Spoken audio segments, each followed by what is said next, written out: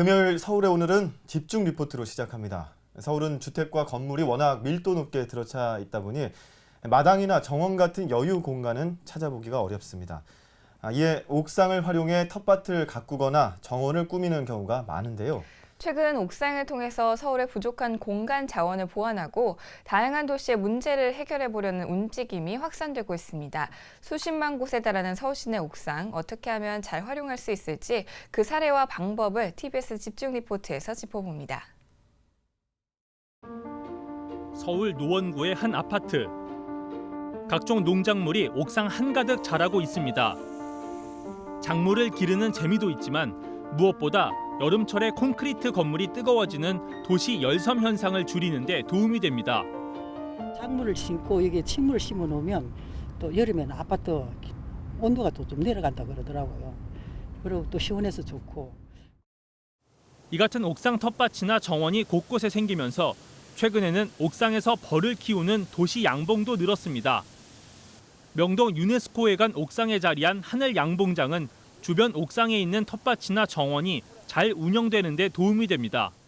건물 주위, 그다음에 반경 3km 정도의 그 식물들한테 수분을 해주는 효과가 있거든요. 저희 같이 양봉가들이 조그맣게 벌을 키우고 있기 때문에 그 꽃들, 토마토, 참외 이런 옥상도 텃밭에 있는 그 채소들이 다 수분이 되고 그 과실을 먹을 수 있다고 생각해 주시면 감사합니다.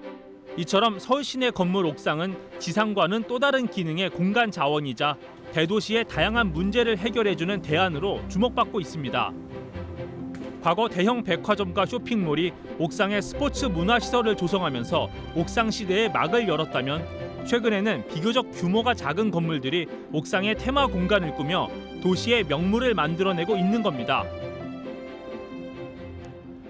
이곳은 강남의 한 건물 옥상에 조성된 한국식 정원입니다.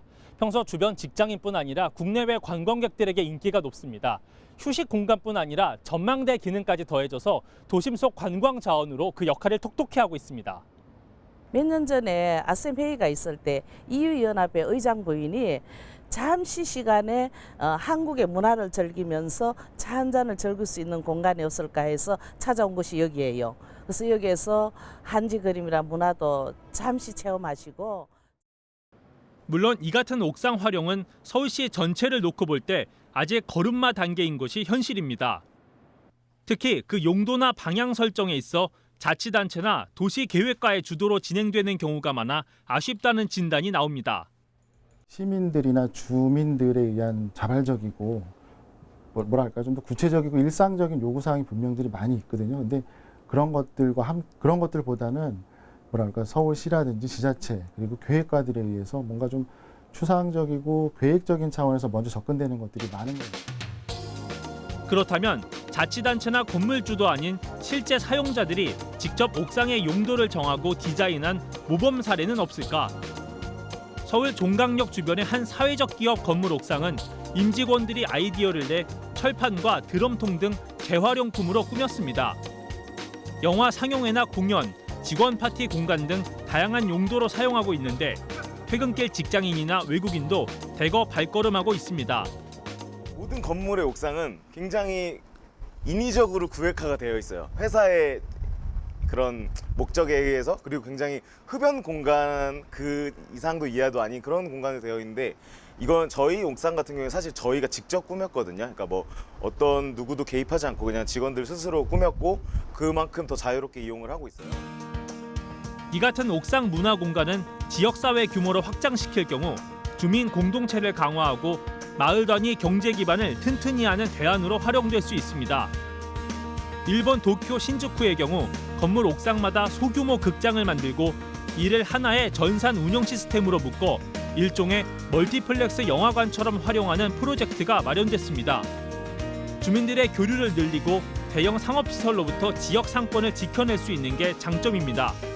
엔터테인먼트로서 자본과 기술 그리고 그 지역민들이 같이 통합적으로 어떻게 좀 연결될 수 있는 그런 좋은 사례라고 할 수 있을 것 같아요.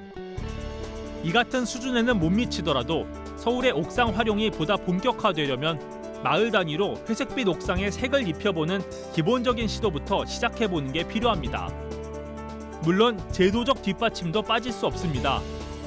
주민이나 건물주가 옥상 활용 계획을 자유롭게 마련하면 이에 필요한 비용의 일부를 자치단체가 보조하는 등의 형식이 될 수 있습니다. 또는 옥상 활용을 조건으로 건축법상의 혜택을 주는 지원도 가능합니다. 시카고 같은 경우에는 이제 옥상 녹화를 하게 되면은 이제 건물의 용적률을 올려주는 그런 경우도 있습니다. 옥탑이 아니라 어떤 공용의 그 공간을 확보하면은 뭐 건폐율이 용적률에서 좀 탕감해준다든가. 현재 서울에는 총 64만 5천여 동의 건물이 있습니다. 그 옥상에 나무 한 그루씩만 심어도 서울시 전체 가로수의 2배 이상을 길러낼 수 있습니다. 이처럼 경제와 환경, 문화적 가치를 품은 옥상에서 서울의 다양한 난제를 해결하고 미래의 청사진을 그려보는 움직임에 불을 붙여볼 때입니다. TBS 이강훈입니다.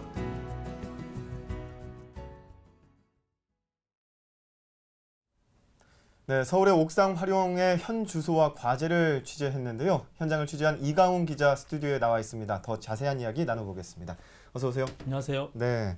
리포트를 보니까 서울 시내 옥상들 이렇게 활용되고 있구나 하는 것도 볼 수 있었고 네. 저희 TBS 옥상도 잠깐 나오기도 했습니다. 네. 잘 활용이 되고 있는데 정원으로 지금 그 리포트에 보니까 이 옥상의 현 주소 아직까지는 걸음마 단계다라고 진단을 했습니다. 어떤 상황인가요?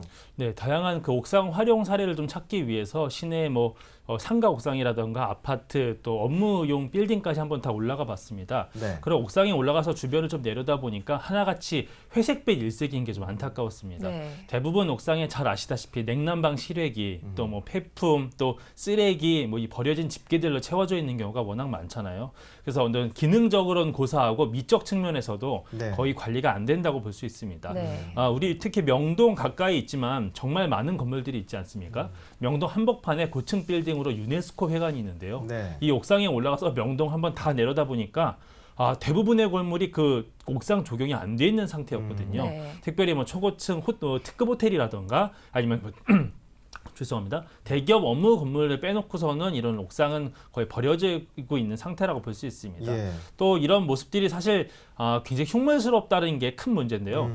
우리나라 건물은 보통 그 옥상이 좀 경사 형태인 경우는 별로 없고 대부분 평평한 상태이지 않습니까? 네. 이런 경우에는 더욱더 관리가 좀 필요해질 수 있는데 이런 게 안 되고 있다 보니까 도시 전체가 좀 삭막해 보이고 이런 게 또 관광 측면에서도 그 이미지 좀 개선이 좀 필요한 부분이 아닌가 이런 생각을 좀 했습니다. 네, 네. 그렇군요.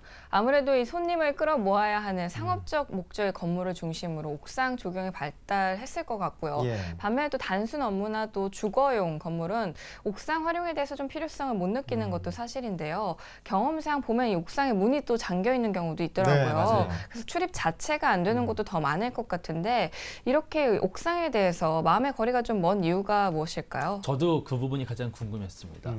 이번에 좀 다녀보는데 여의도에도 굉장히 많은 그 빌딩들이 밀집되어 있잖아요. 네. 예. 여의도에 가보면은 건물 중에 옥상을 개방한 곳이 20곳도 되지가 않습니다. 네.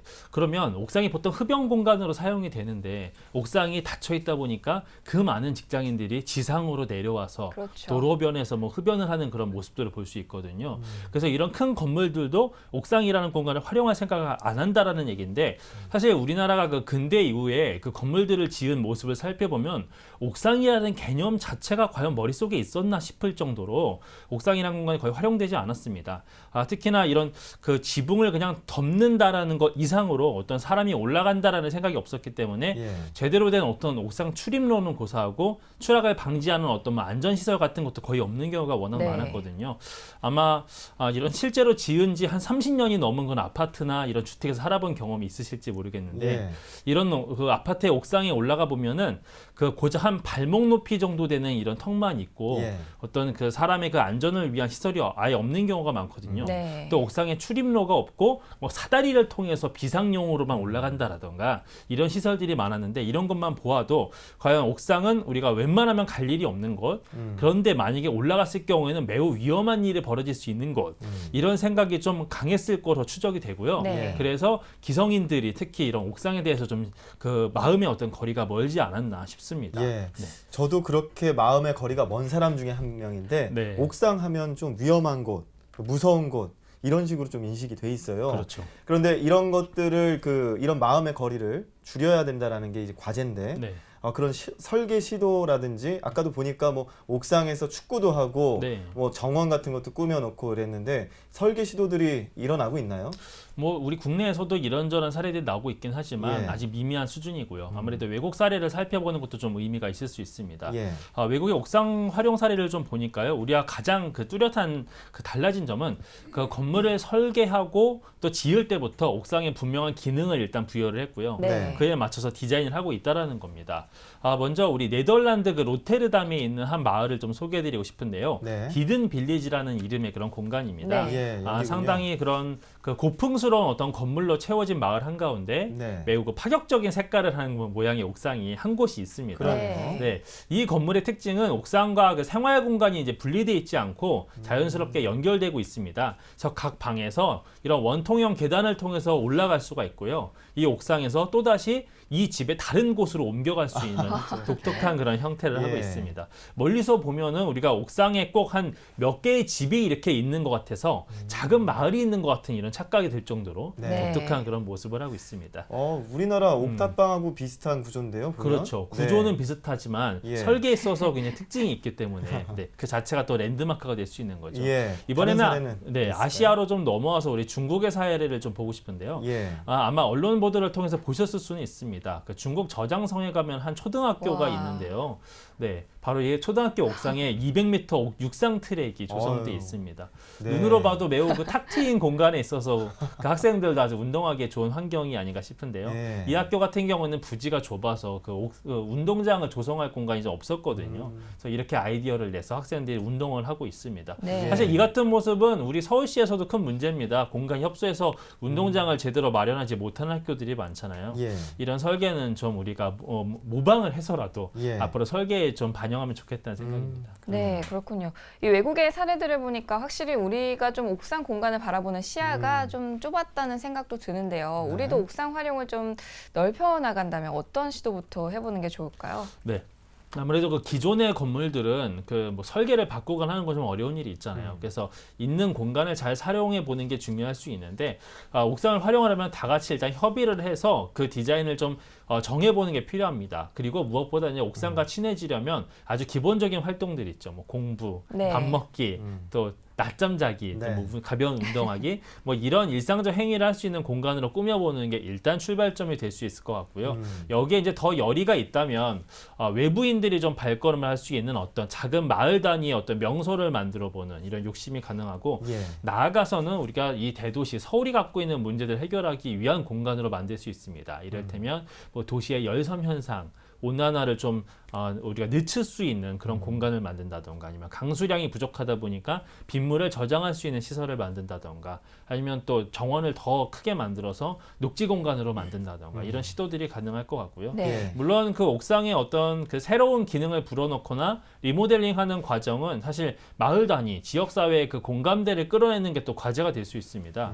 뭐 옥상에 뭐 어떤 형태를 뭐 또 어떤 용도로 시설물을 만드냐가 사실 주변 건물들의 그런 직간접적인 영향을 줄 수가 있거든요. 그래서 마을 전체가 지닌 어떤 통일된 이미지 같은 거를 또 해칠 수도 있는 거고 네. 또 옥상에서 어떤 행위를 하느냐에 따라서 그 주변 어떤 주민들의 또 반응이 엇갈릴 수가 있는 거잖아요. 예. 그래서 이런 것들에 대해서 좀 동의가 필요합니다. 실제로 앞서 보셨던 우리 그 네덜란드의 파란 네. 집 같은 경우에도 그 고풍스러운 느낌의 마을 한가운데 매우 파격적인 형태의 예. 디자인이 있었잖아요. 사실 이것이 그 마을의 주민들이 모두 다 동의했기 때문에 이런 설계가 가능했다라고 전문가들은 또 설명을 하고 있거든요. 예. 이만큼 그 마을 전체의 어떤 균형을 깨지 않도록 옥상을 조성하는 게 필요할 수 있고요. 이런 것들은 어떤 면에서는 옥상 자체가 가지고 있는 태생적인 어떤 개방적 특성 이런 것들을 좀 반영하고 있는 모습이라고 볼 수 있습니다. 예. 얘기를 듣다 보니까 이 옥상이라는 것이 하늘로는 열려 있는데 사람과는 닫혀 있다라는 느낌이 지금까지는 들어왔어요. 네. 앞으로 잘 활용을 해서 이 옥상에 또 기발한 아이디어들이 저희들이 또 취재할 수 있는 아이템이 될 수 있었으면 더 좋겠습니다. 오늘 이강훈 기자와 함께 얘기 들어봤습니다. 잘 들었습니다. 고맙습니다. 네.